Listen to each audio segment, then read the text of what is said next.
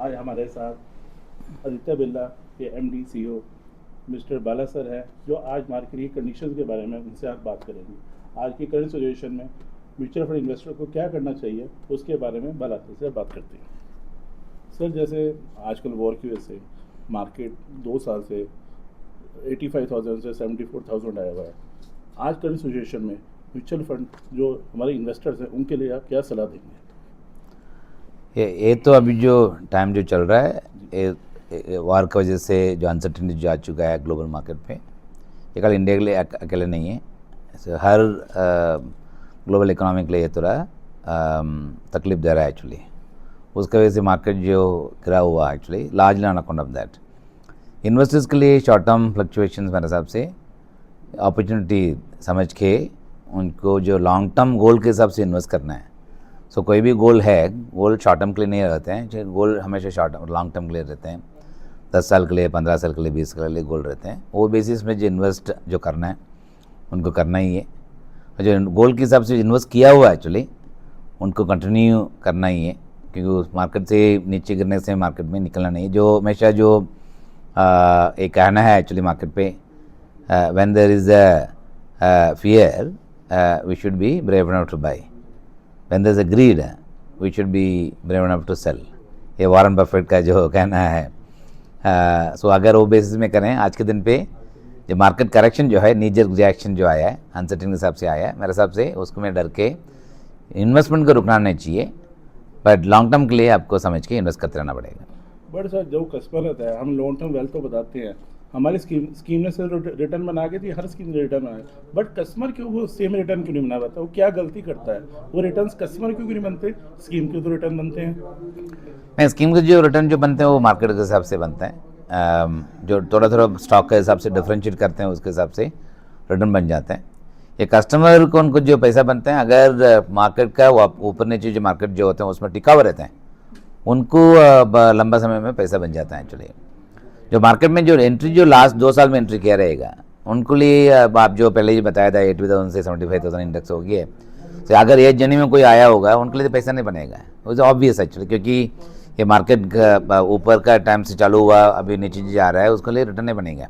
But इसका जो return बनेगा, जो टाइम के लिए आया, वो जो 80,000 में आया तभी वो शॉर्ट टर्म गेन के लिए नहीं आया, उनका लॉन्ग टर्म गेन के लिए आया। जो मार्केट में उनका टिका उतना रहता है, उसका कस्टमर का पैसा बनेगा। Ultimately customer is a winner. ये मार्केट में हमें हमेशा इतना 30 साल से मेरा एक्सपीरियंस है, देख लिया actually. Customer ultimately is a winner, क्योंकि वो लॉन्ग टर्म के लिए उनको पैसा बनता ही है एक्चुअली। सो अगर शॉर्ट टर्म अगर डर के अगर निकल गया है, कस्टमर ऑल्सो लूजर, ये वापस जाके किधर डालेगा? You have to also think about, अगर इधर से निकल के अगर किधर जाएंगे और उनको उतना सेफ्टी, शायद सेफ्टी होगा बट रिटर्न नहीं आएगी।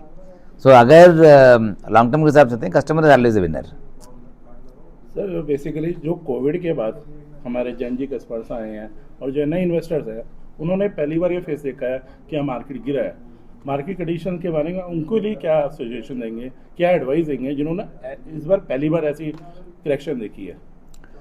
ये करेक्शन हम लोग पहले बार नहीं, बहुत बार देखा एक्चुअली। बिल्कुल। अगर पास के हिसाब से देखते हैं, हर मार्केट में ये जो फॉल जो हमेशा जो रहते हैं वो अभी कभी बोल के नहीं आते हैं, सडनली इट कम्स। नोबडी, कोई किसका भी एक्सपेक्टेशन नहीं था दैट ईरान का इतना जो वार जो है भी इतना होएगा करके, किसको भी 1 महीने के पहले किसको भी पता नहीं था।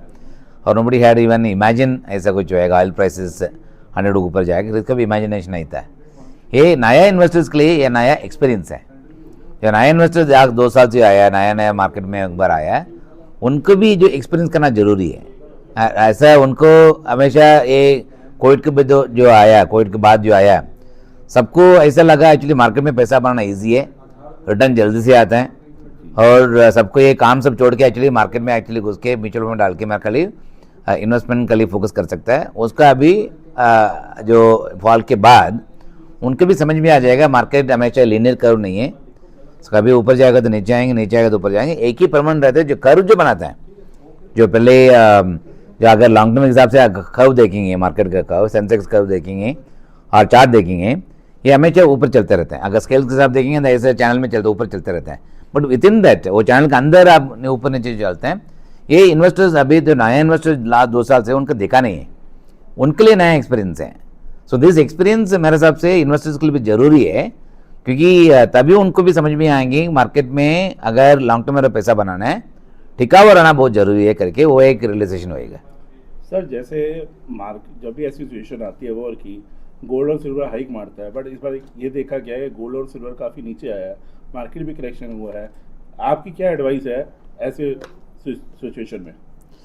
ये इन्वेस्टर्स को ऑफ कोर्स जो गोल्ड एंड सिल्वर के इन्वेस्ट करने के लिए वो मौका मिल गया था, ETF का थ्रू, इंडेक्स के थ्रू मौका मिला। पहले ज़माने में एक्चुअली इन्वेस्ट करने के लिए फिजिकल गोल्ड में डालना था, दरफोर इन्वेस्टर्स के लिए एक ऑप्शंस मिल गया। हाँ, इन्वेस्टर्स के लिए गोल्ड एंड सिल्वर अकेला आपको यूज करना जरूरत नहीं है, क्योंकि म्यूचुअल में भी इनोवेशन का हिसाब से मल्टी एसेट फंड भी आ चुका है। Actually multi asset fund equity में डालते हैं, फिक्स इनकम में डालते हैं, गोल्ड में भी डालते हैं, सिल्वर में डालते हैं।